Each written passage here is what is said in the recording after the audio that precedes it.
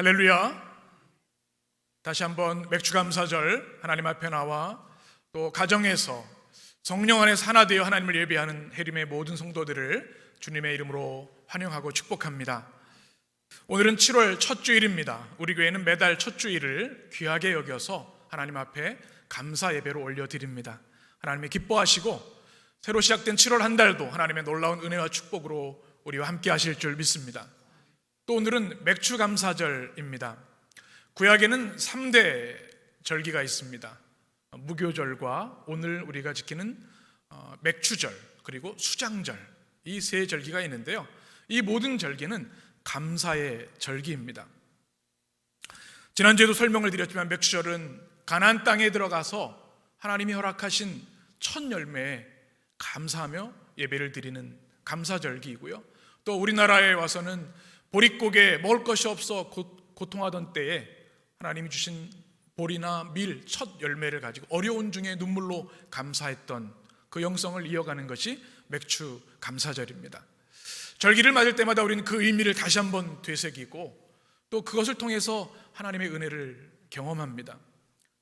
우리 지난 6개월을 돌아봅니다. 이렇게 어려운 때가 또 있었는가 할 정도로 힘든 시간들을 보냈는데요, 이때 우리에게 주신 이 맥주감사절, 이 어려운 때에 맥주감사절의 영적 의미는 무엇이고 우리가 이 절기를 어떻게 지켜야 되는지 오늘 주님의 은혜를 말씀을 통해 나누려고 합니다. 맥주감사절을 통해 주신 주님의 말씀을 우리 마음속에 새기는 축복의 날이 되시기를 축원합니다. 한번 따라 하실까요? 내게 절기를 지키라. 첫 번째 주시는 말씀은 절기를 지키라는 말씀입니다. 14절 말씀인데요, 너는 매년 3번 내게 절기를 지키라 라고 말씀합니다. 여러분, 우리 인생에는 지켜야 할 것들이 많습니다. 법과 질서를 지켜야 되죠. 여러분, 법 질서를 잘 지키고 계시죠? 우리 크리스천들은 더 모범적으로 이 사회의 법과 질서를 잘 지켜야 합니다. 어떤 분은 이런 분들이 계세요. 김 집사님, 내가 지난주에 신호 위반을 했는데 교통딱지가 안 날라왔어. 할렐루야, 하나님 감사합니다. 맞는 걸까요? 그래서는 안 되겠죠. 법과 질서를 잘 지켜야 합니다. 하나님의 백성은 더욱 그러해야 합니다. 우리 교회가 방역수칙을 철저히 지키는 것도 이와 같은 이유이고, 우리가 주중에도 모여서 더 뜨겁게 주님을 예배하고 싶지만 사회적 책임을 다하기 위해서 우리가 영상으로 모이고 있습니다. 또 우리는 사람의 도리를 지켜야 합니다. 부모의 도리가 있고 자식의 도리가 있죠. 또 리더의 도리가 있고 백성들, 국민들의 도리가 있습니다. 또 정의와 사랑의 가치를 잘 지켜야 합니다. 정의가 무너진 사회는 건강할 수 없고 무너질 수밖에 없죠. 그래서 구약의 예언자들은 하나님을 등지고 불법과 불의에 빠진 이들을 향해서 예언자의 소리를 냈습니다. 회개하고 돌아오지 않으면 하나님의 심판을 피할 수 없다는 말씀. 이 땅이 정의가 회복되는 땅이 되기 위해서 우리는 기도해야 할 줄 믿습니다. 그런데 더 중요한 것은 뭔가 하면 사랑의 법입니다. 정의가 사랑으로만 완성될 수 있기 때문에 그렇습니다. 코로나19로 인해서 서로를 의심의 눈초리로 또는 비난하고 증오하고 서로 대립하는 모습을 보면서 참 안타깝습니다. 사실 이 질병을 이기는 것도 사랑의 백신 외에는 없는 것이죠. 사랑의 법, 하나님 주신 이 사랑의 법을 잘 지켜야 할 줄 믿습니다. 그런데 무엇보다 더 중요한 것은 뭔가 하면 하나님이 우리에게 주신 하나님의 법입니다. 하나님의 법은 온 우주 만물을 창조하신 하나님이 주신 명령이기 때문에 우리는 그 법을 잘 지켜야 합니다. 그 법을 지킬 때 우리는 진정 자유와 행복을 누릴 수 있기 때문에 그렇죠. 오늘 우리가 읽은 이 절기에 대한 말씀 바로 앞에 안식년과 안식일에 대한 말씀이 있습니다. 이 절기의 영성을 우리가 이해하기 위해서는 이 안식일의 영성을 이해해야 합니다. 출애굽기 23장 12절 13절의 말씀에 이렇게 말씀하죠. 너는 엿새 동안에 내 일을 하고 일곱째 날에는 쉬라. 내 소와 나귀가 쉴 것이며 내 여종의 자식과 나그네가 숨을 돌리리라. 며칠 동안 일하라고요? 엿새 동안 일하고 일곱째 날에는 쉬라. 종들도 숨을 돌려야 한다. 십계명에도 나오는 말씀인데요, 출애굽기 20장 8절에서 11절에 보면 이렇게 말씀합니다. 안식일을 기억하여 거룩하게 지키라. 엿새 동안은 힘써 내 모든 일을 행할 것이나 일곱째 날은 내 하나님 여호와의 안식일인즉 너나 내 아들이나 내 딸이나 내 남종이나 내 여종이나 내 가축이나 내 문 안에 머무는 객이라도 아무 일도 하지 말라. 이는 엿새 동안에 나 여호와가 하늘과 땅과 바다와 그 가운데 모든 것을 만들고 일곱째 날에 쉬었음이라. 그러므로 나 여호와가 안식일을 복되게 하여 그날을 거룩하게 하였느니라. 아멘. 하나님이 직접 이 안식일을 제정하시고 지키라고 명령하셨습니다. 왜 안식일을 지키라고 하셨을까? 오늘날로 말하면 주일입니다. 구약시대에는 안식일이었지만 예수님 부활을 기념하는 신약시대에는, 성령시대에는 우리는 주일을 성수합니다. 때로 우리는 좀 더 자유롭게 주일날 쉬고 싶고 어디 여행도 가고 싶고, 그런데 왜 주일을 지키라 하셔서 이렇게 힘들게 하시나 생각할 때도 있을 겁니다. 그런데 주일 성수를 주신 것은 하나님이 우리를 괴롭게 하기 위해서 주신 것이 아닙니다. 세 가지 의미가 있습니다. 주일에는 안식일의 영성, 해방의 영성 세 가지가 있는데, 첫 번째는 창조 질서에 참여하는 겁니다. 주님께서 온 우주 만물을 창조하시고 일곱째 날에 쉬셨죠. 이것이 생명의 법입니다. 여러분, 우리가 계속 일할 것 같으면, 주일날도 일할 것 같으면 생산성이 높아질 것 같죠? 무너집니다. 망가집니다. 죽습니다. 쉬지 않으면 인생, 생명은 계속 살아갈 수가 없는 거죠. 하나님의 창조 질서에 참여하는 것이 주일 성수입니다. 또 하나는 하나님의 백성의 영광에 참여하는 것이 주일 성수입니다. 여러분, 이 말씀이 바로 출애굽 배경을 가지고 있는 말씀입니다. 여러분, 노예들의 삶을 생각해 보셨습니까? 고대 사회에서 아무나 쉴 수 있는 것이 아닙니다. 누가 쉴 수 있어요? 지배자들만 쉴 수 있습니다. 왕만 쉴 수 있습니다. 고대 그리스에 나오는 신들이나 쉬는 겁니다. 그런데 구약 성경에, 하나님의 말씀에서는 모든 사람들, 노예도, 남종도, 여종도, 집안의 가축들까지 쉬라고 말씀하십니다. 이것은 혁명적인 축복의 선언입니다. 있을 수 없는 고대 해방의 말씀이죠. 그러니 이 안식일의 영성은 하나님께서 우리를 왕으로 세워주시고 회복시켜 주시는, 하나님의 거룩한 영광의 백성으로 세우시는 날입니다. 그러니 얼마나 기쁜 날입니까? 또 주일은 회복과 자유와 축복의 날입니다. 예수님이 십자가에 죽으셔서 죄와 사망의 법에서 우리를 완전히 자유케 해주셨습니다. 주일은 바로 우리 주님께서 부활하신 그 영광에 참여하는 날입니다. 죄와 죽음에서 자유케 하셔서 이 땅의 생명뿐만 아니라 우리에게 영생을 주신 하나님, 또 부활의 첫 열매가 되셔서 우리 또한 부활의 영광에 참여하게 하신 하나님을 감사하는 것, 우리를 자유케 하시고 구원하신 은혜를 감사하는 것이 주일의 영성입니다. 여러분, 이 현대사회에서도 이 안식일의 영성을 우리가 붙잡고 주일 성수의 영성과 기쁨과, 평소에는 가까운 곳에서 안식일을 지키지만 1년에 적어도 3번은 걸어서 내가 지정한 곳으로 나오라는 말씀입니다. 광야 시대에는 회막, 성막으로 나오라는 말씀이고, 가나안 정착 이후에는 예루살렘 성전으로 나오라는 말씀입니다. 멀지만, 오래 걸리지만, 힘들지만 그곳에 나와서, 걸어 나와서 3번을 지키라는 말씀입니다. 이 지키라는 말씀은 3가지 의미를 가지고 있습니다. 타오그라는 단어인데요, 첫 번째는 말씀드린 대로 준수의 명령입니다. 힘들어도 지켜야 되는 겁니다. 이건 이유가 없습니다. 변명이 없습니다. 하나님이 명하신 것이기 때문에 반드시 지켜라. 특별히 이 타오그는 예배하다는 뜻을 가지고 있습니다. 그러니 예배를 잃어버린 사람들조차도 3번 내가 정한 그곳에 와서 예배를 반드시 드려라. 이것이 바로 준수 명령입니다. 두 번째는 기념하라는 뜻을 가지고, 타오그라는 기념하라, 우리가 영어로는 celebrate라고 하죠. 여러분, 우리 인생에 있어서 어렵지만 서로를 축하해 주는 게 참 중요합니다. 여러분 생일 축하 잘 해주시죠? 요즘 누가 생일 축하합니까? 그런 분들이 있는데요, 여러분 그걸 아주 성대하게 잘 해주세요. 아이들도 그렇고 부모님도 그렇고. 이 시대가 힘들고 척박해서 이게 뭐 축하할 일이 없는데요, 좀 정성을 다해서 축하하면요 얼마나 기쁨이 되는지 모릅니다. 우리 팔순잔치도 하시고 또 기념일도 있지 않습니까? 그냥 지나가지 마시고 잘 기념하고 지키는 게 중요합니다. 성인식도 마찬가지죠. 우리 교회에서는 세례받는 것이 너무나 중요한 일입니다. 덕과 성품이라는 스탠리 하워워즈라고 하는 사람의 책이 있습니다.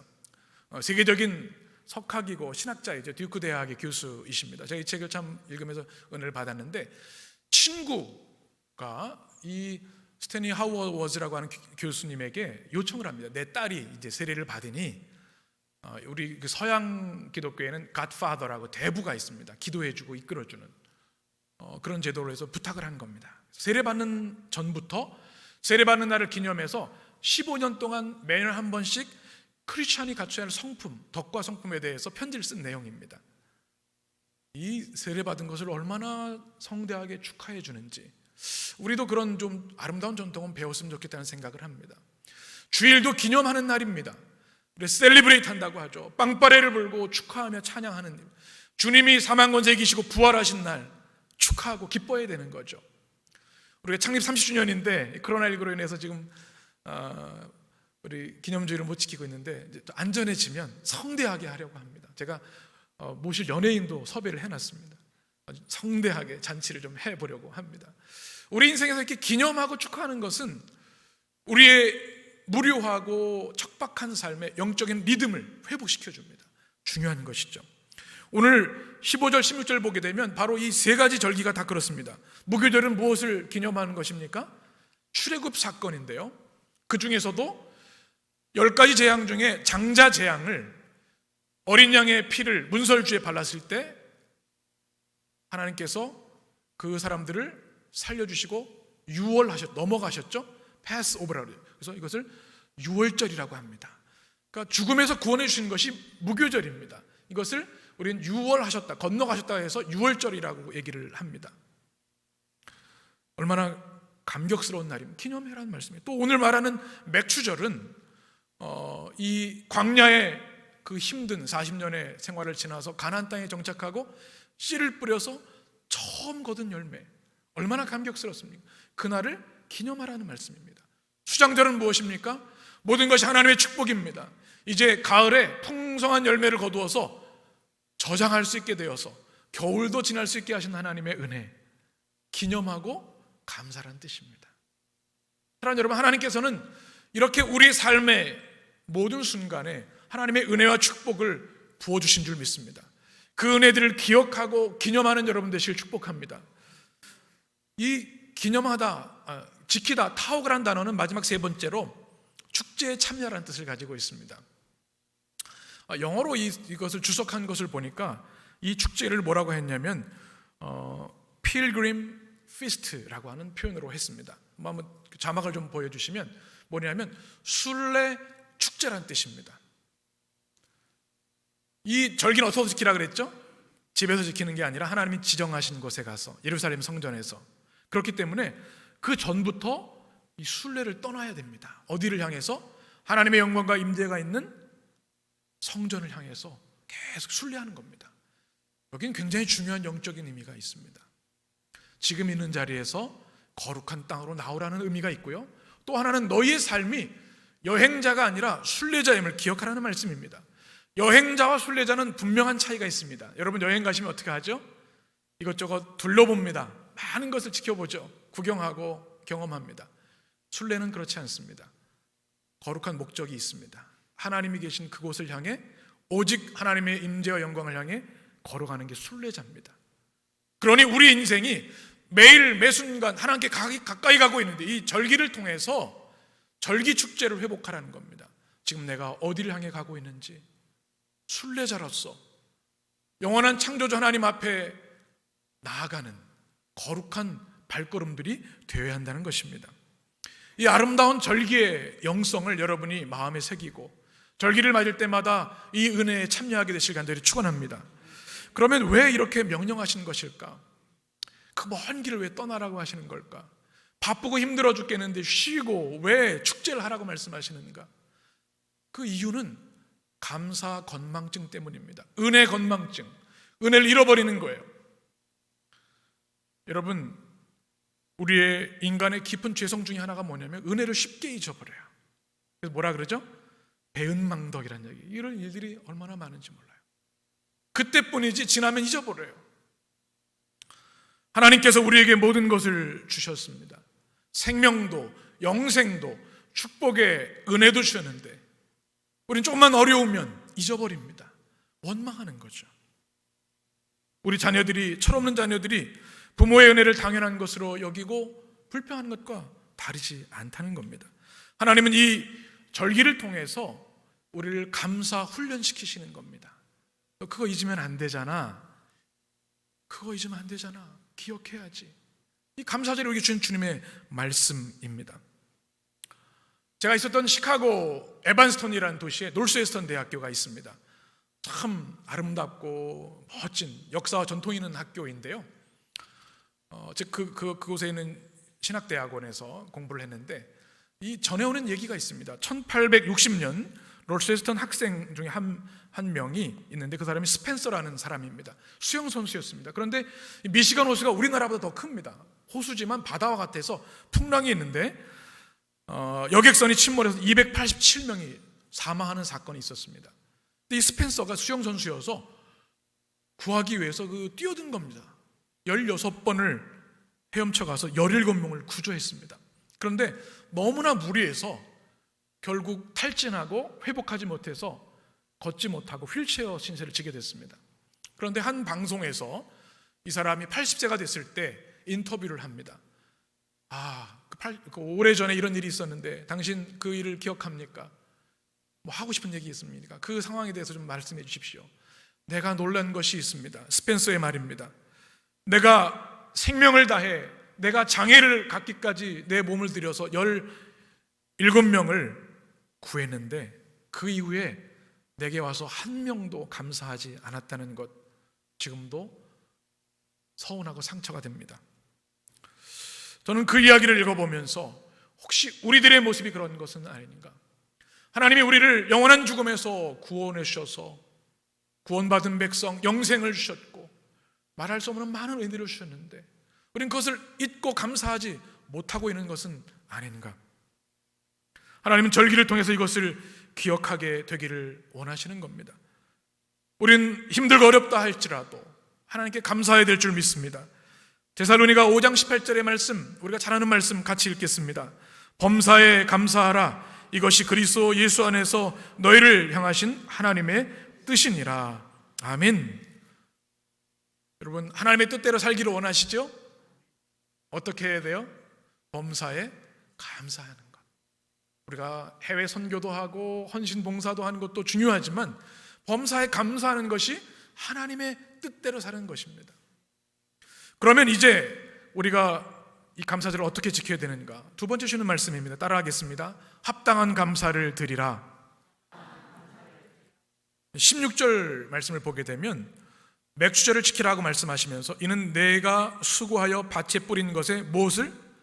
첫 열매를 거둠이라. 이 맥주절에는요, 첫 열매가 중요합니다. 첫 열매가 뭘까요? 기적의 열매입니다. 이전에 없던 것, 무에서 유를 창조하시고 채우신 하나님의 은혜가 첫 열매입니다. 광야에서 얼마나 고통스러웠습니까? 가나안 땅에, 약속의 땅에 와서 씨를 뿌렸는데 아무것도 없던 땅에 열매가 생긴 겁니다. 이 첫 열매는 하나님의 전적인 은혜를 말합니다. 또 이 첫 열매는 뭘까요? 첫 열매 다음에는 두 번째, 세 번째 열매가 있습니다.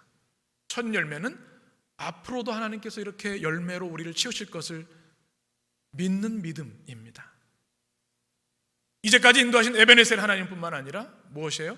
앞으로 미래의 모든 것을 예비하시는 여호와 이레의 하나님을 경험하는 것이 첫 열매입니다. 하나님이 맥주절에 이것을 우리에게 주셨다는 겁니다. 어떻게 감사해야 될까요? 우리가 마음 깊은 곳에서 주님께 감사해야 될 줄 믿습니다. 혹시 여러분의 마음에 감사의 샘물이 메말라 있다면 이 맥주 감사절을 통해서 하나님 앞에 머물러 기도하시기 바랍니다. 성령께서 감사할 것들을 기억나게 하실 겁니다. 또 우리는 하나님 앞에 감사할 때 입술로 감사해야 합니다. 표현해야 된다는 겁니다. 예전에도 한번 소개해드린 해피어라는 책이 있습니다. 행복학 강의로 유명한데요. 하버드 대학에서 있었던 행복학 강의를 모아놓은 책인데 벤 샤하르 교수의 행복 6계명이 소개되어 있습니다. 그 중에서 마지막 가장 중요한 게 뭐냐면 기회가 있을 때마다 감사를 표현하라는 겁니다. 우리는 종종 우리의 삶을 당연한 것으로 여긴다. 사람, 음식, 자연, 미소, 우리 인생의 좋은 것들을 음미하고 감사하는 것을 배워야 합니다. 감사하는 법을 배우지 않고는 아무리 풍족해도 감사할 수 없다는 것, 행복할 수 없다는 겁니다. 입술로 표현해야 된다는 거죠.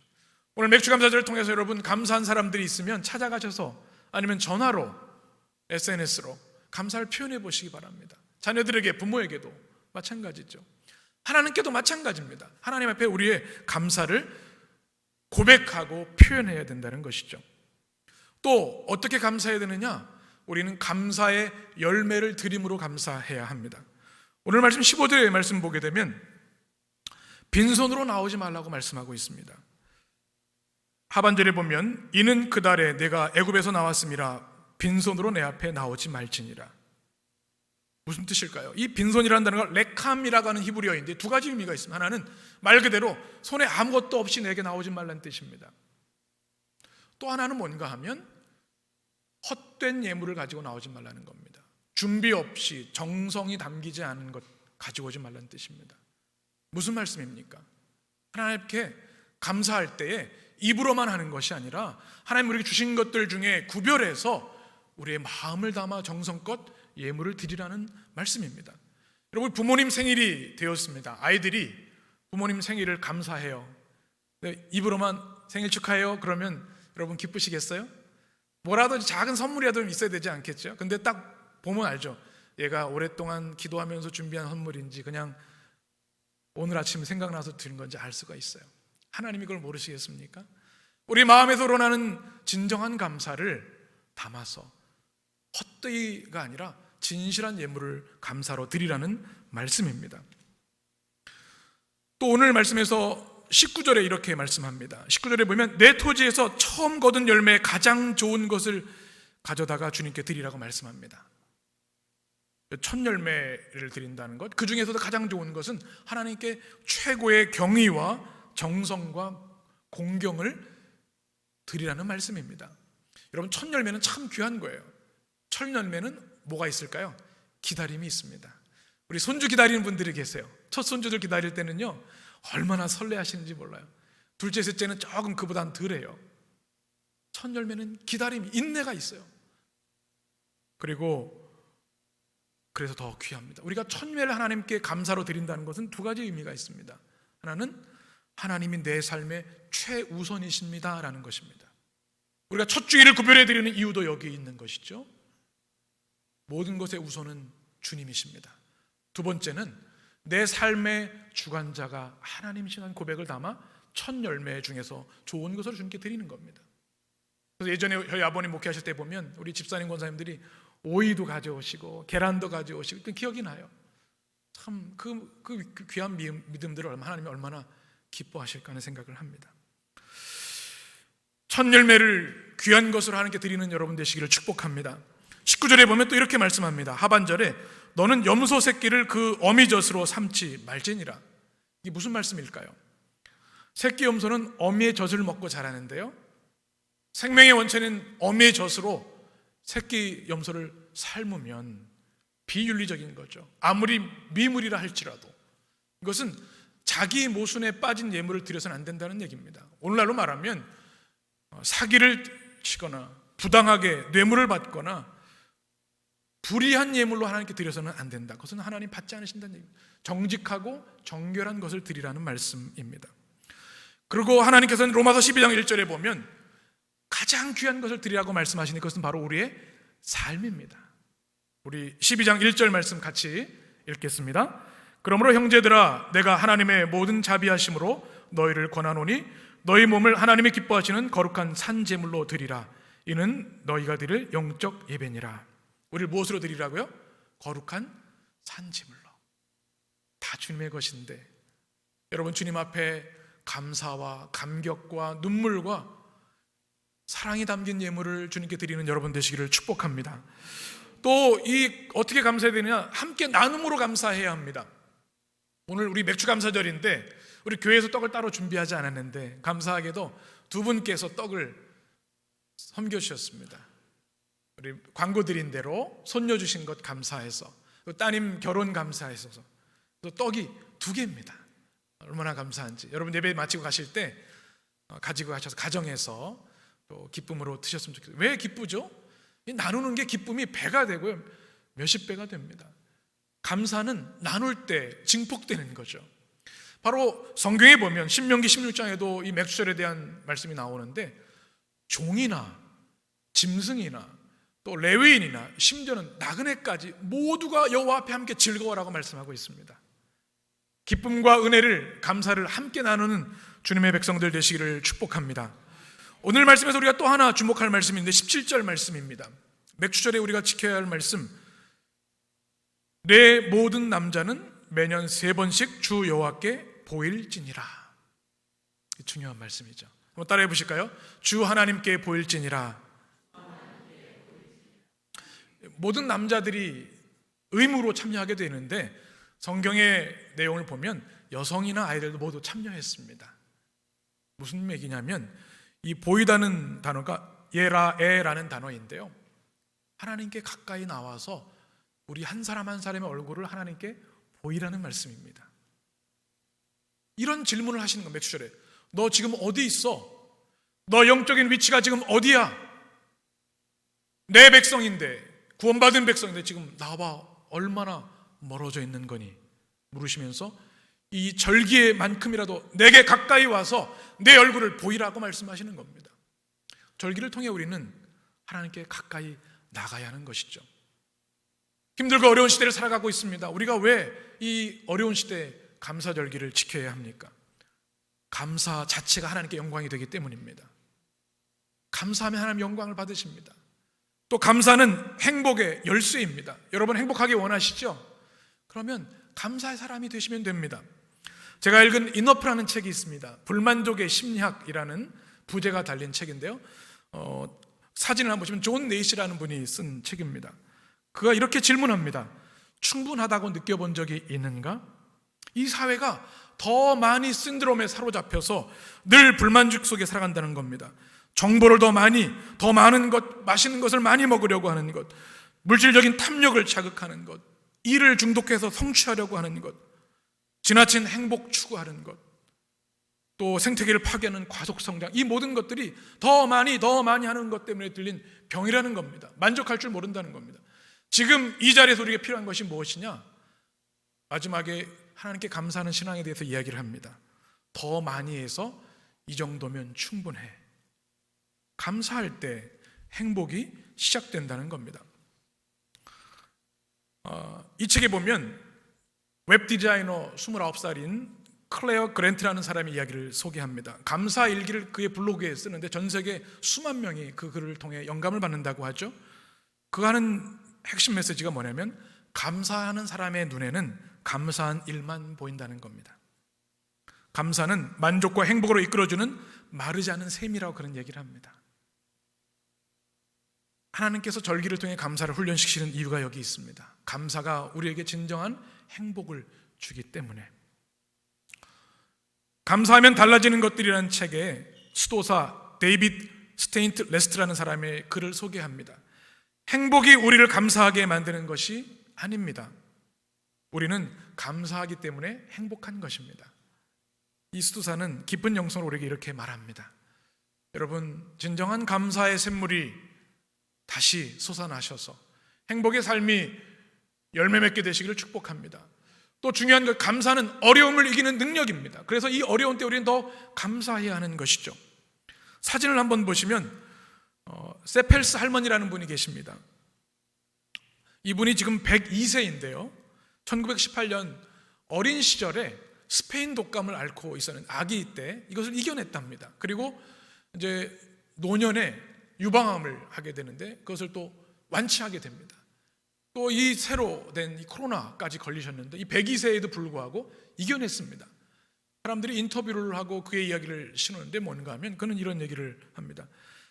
이 비결은 아마도 작은 일에 연연하지 않은 마음인 것 같습니다.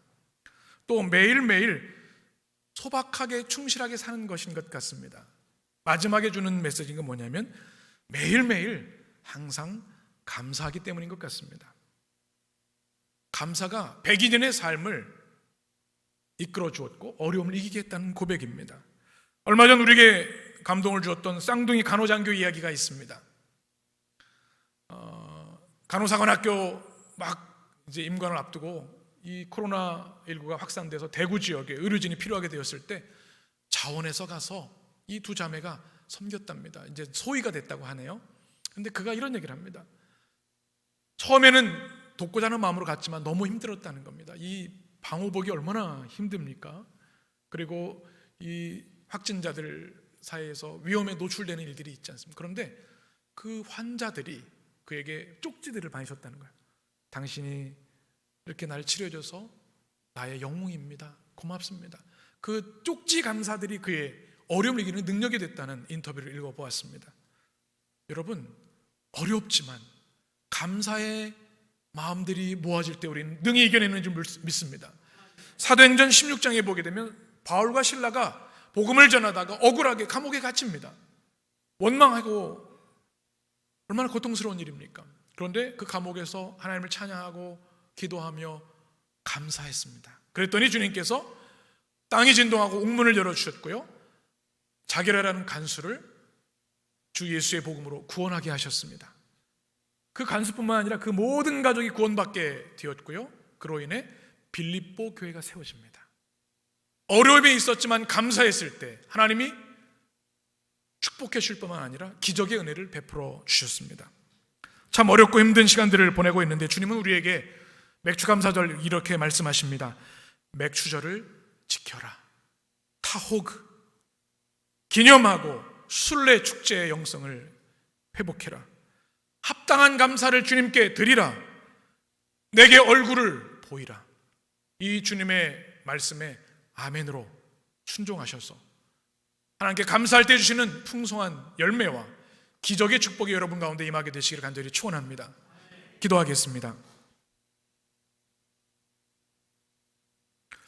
존귀하신 주님, 참으로 힘들고 어려운 때를 지나는 주의 백성들을 주님의 손으로 붙잡아 주옵소서. 답답하고 한숨이 나오는 이 시대 가운데, 그러나 주님은 주의 백성들에게 맥추절을 지키라, 타호그라고 우리에게 명령하시는 줄 믿습니다. 주님의 명령이 기쁨으로 지키게 하시고 기념하며 축하하게 하시고 수들레 축제에 감격으로 참여하게 하여 주옵소서. 첫 열매를 드리는 그 아름다운 신앙이 회복되게 하시며 주님께 가까이 나아가 주님의 얼굴을 배움는 은혜가 주의 백성들에게 충만히 임하게 하여 주옵소서. 그리하여 지난 6개월을 인도하신 에베네셀 하나님의 은혜가 지금 고난 가운데 우리 함께 하시는 임마누엘 하나님으로 앞으로의 모든 것을 예비하시는 여호와 이레 하나님으로 우리와 함께 하심을 믿습니다. 그 은혜로 축복하여 주옵소서. 예수님의 이름으로 기도합니다. 아멘.